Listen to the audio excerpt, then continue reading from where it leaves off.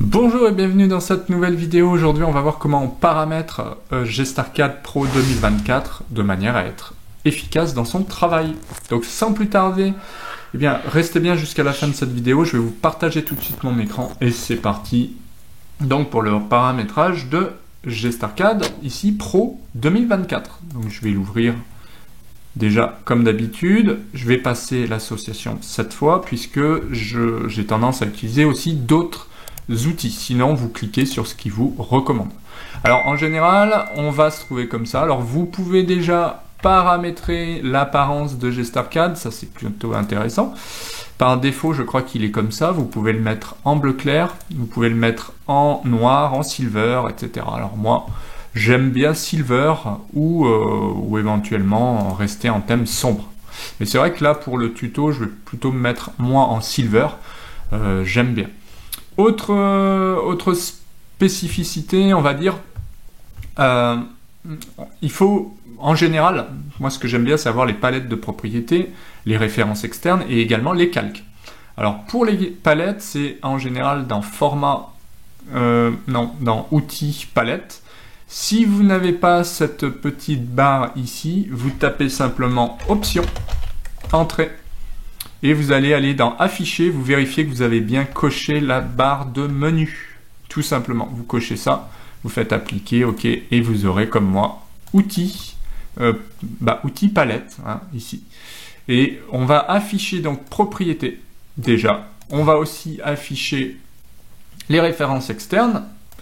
Et enfin, je vais taper calque, puisque j'ai besoin des calques. Donc vous pourriez aussi cliquer là, hein, propriété de calque, et voilà mes palettes qui sont toutes ici.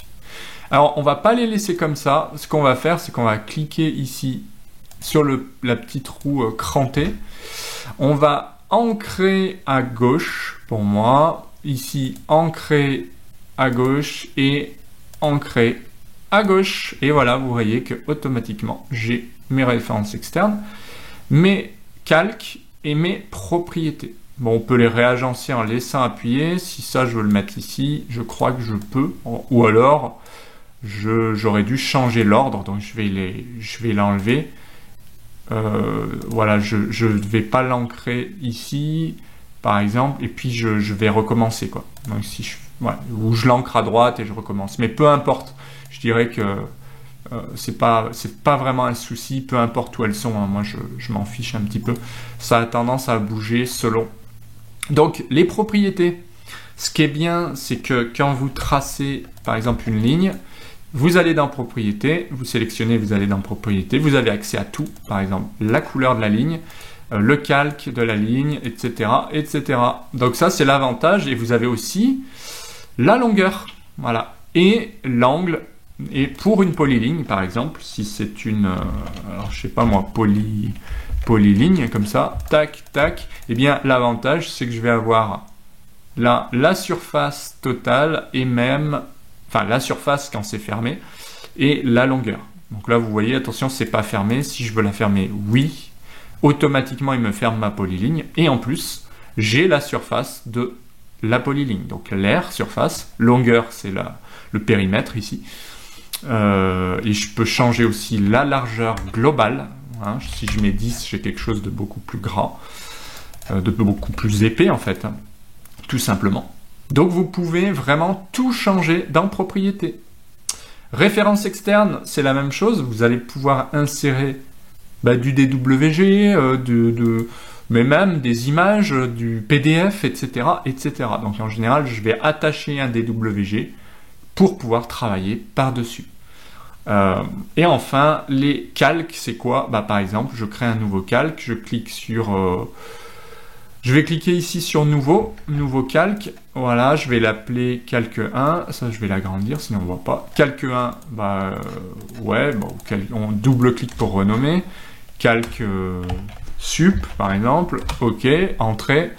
Je choisis la couleur du calque, comme d'habitude, je retourne ici, voilà. Donc là, j'ai accès à tous mes calques, et pour le rendre courant, je double-clique, ou je clique sur rendre courant le calque. Alors, je ne sais pas si si c'est celui-là ou celui-là. Loupé, ça doit être celui-là. Voilà, définir courant, c'est le dernier. Mais moi, je n'ai pas l'habitude, je fais double-clic et je choisis. Voilà, tout simplement. Double-clic, ça revient au même que cliquer là. Donc, finalement, utilisez-le. Et là, tout ce que je ferai, ce sera dans un calque, un nouveau calque sup. Voilà pour GestArcade. Ensuite, vous pouvez avec Upload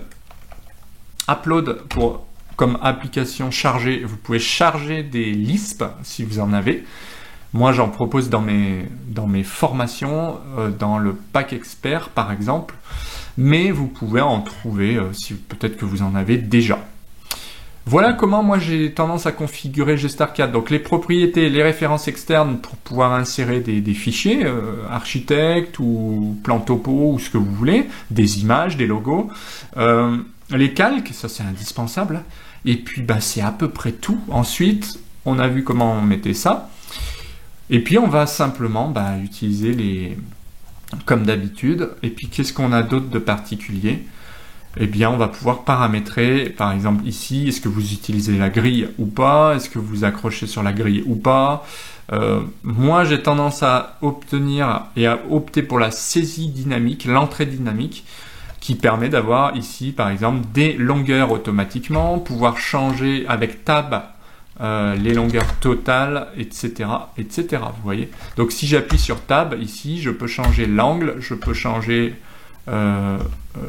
l'extrémité, je peux rajouter 20 cm ici directement, donc ça fait 820.